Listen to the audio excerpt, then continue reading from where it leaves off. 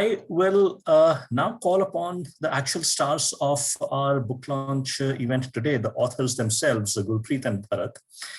And we all know that they are the authors of this wonderful, wonderful book, Coopetition in Stone, the Pallavas and Chalukyas. But let us also learn a little bit about these persons themselves. So I will start with Bharat.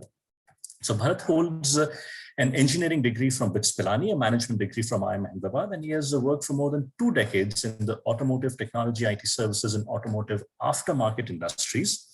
And obviously, as you can guess, he has a great interest in travel, history, photography, literature, and also politics. One thing that some of you may or may not know is he's also a big fan of Yes Minister, and perhaps there's a whole entire new conversation that we can have with him on that topic. But for now, before I invite him, so he lives in Chennai with his wife, and he is on Twitter as Brakoo, Brakoo.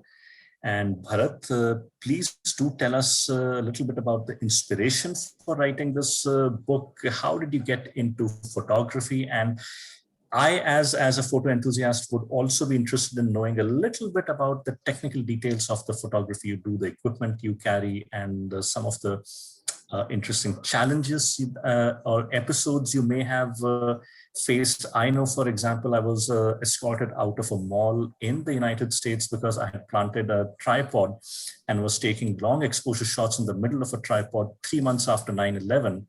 So there's a whole story there itself. I'm sure you would have similar stories to share. So please, Bharat. Thank you, Abhinav. I'm not such a naughty guy, so it's been a very surreal feeling today to have such distinguished scholars launch our very humble attempt at visually capturing some of the temples of these 2 illustrious kingdoms. For 2 amateurs to have Bibekji as the chief guest, Meenakshi has been very kind. She's written the foreword. She's the guest of honor.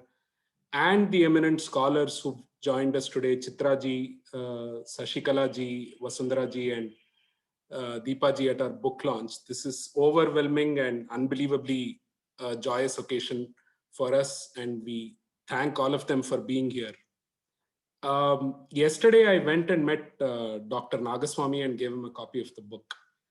He had also written a blurb for it, so we wanted him in the event, but unfortunately, he's not keeping too well. So I said I'll go and give the book to him. And so he went through the book, and as he kept turning the pages and reminiscing and looking at the images, and he kept mentioning one tidbit after another.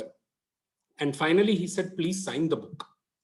And honestly, I had a lump in my throat. Here was someone who has, as they say in Tamil, dissolved and drank the history of these kingdoms, their creations, and he's asking a rank amateur whose grasp, at best is superficial, to sign and hand over the book. It was simply staggering.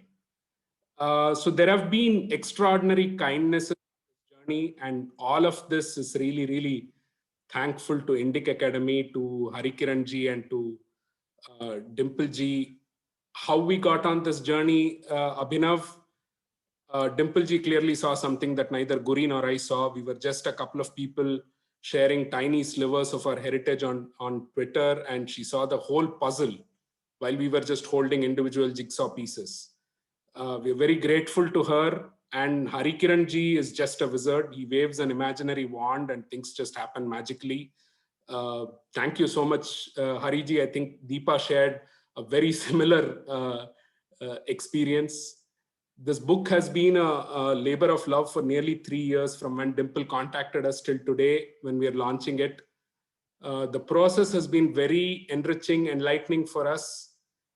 When we were asked to put a coffee table book together, we didn't know where to start and which kingdoms to actually choose. And after multiple discussions, we chose these 2 kingdoms that were not just contemporaries, but were also pioneers in temple construction. And further, many have spoken about it already, about how they were feuding. They were actually, some scholars call them Prakritya Amitras, natural enemies because they were fighting with each other for territory. But yet the underlying culture, the reverence for each other's sacred spaces remained the same between the two kingdoms. And Hariji, in all his wisdom, hit upon the right term to represent this dichotomy. He called it coopetition in stone. But still, we were starting from zero, considering all that we knew were just the few paragraphs that are taught in our education about these kingdoms that actually span several centuries. Thankfully, we've had eminent scholars who've spent years studying inscriptions, copper plates, and the structures themselves, and put together enough information to give us a vivid picture of those times. And thus began a period of study for us, be it K.R. Srinivasan's chronicling of the rock-cut temples, Sivaram Murthy's books, Dr. Nagaswami's books on these locations. Chitra Madhavanji has so many videos on YouTube about many of these temples. Dr. C. Meenakshi, Chitraji already mentioned, was the first woman to get a PhD from the University of Madras way back in the 1930s. Vasundharaji's books, and so many others. I would have gone back to Mahabalipuram and Kanchipuram so many times because I read something, realized I didn't have a picture of it. I missed capturing something and ran back and got a picture taken again. Just one moment, this place is, I have a power cut and it's very hot. So we sequenced the book to provide a progression of how these wonderful temples came to be, along with snippets of history, tales from the Puranas. We spent almost a year in laying out the images in the script. So almost every page had something visual to help the reader relate to what he or she had read. After it was put together, I remember Dimpleji actually saying this has gone beyond a coffee table book. It is now something like a high tea book with crumpets and scones. We really did not imagine that we'd be producing a nearly 400-page book. There's one more person we really need to thank. After we laid out the script, we had Sai Swarupaji's expert guidance. She was our editor. She helped us tighten the script, improve its style, and the sequence so manyfold. And if you're listening, Saiji, thank you so much. Last but not the least, Notion Press. They worked with us closely in designing the book, bringing it to life. There are nearly 500 images. I don't have stories like what you have, Abhinav, but I have stories where I've screamed at people saying, take off your slippers and then get onto the structures, right? Those are my typical experiences when I go to these places. Many of them are not living temples, which are living, they have their own procedures and processes to be followed. So there people are fine, but when you go here, it still pains you to see somebody jumping up and on with slippers onto these structures and all. So that's what frustrates you the most. But anyway, nevertheless, there are 500 images. We hope that it will provide you an immersive experience. I think this is neither the first nor the last book that will be written about Pallavas and Chalukyas. But we've attempted a unique visual journey that's guaranteed to transport you there, and we believe the book will be a good addition to your libraries. It's available on Amazon. Please to order.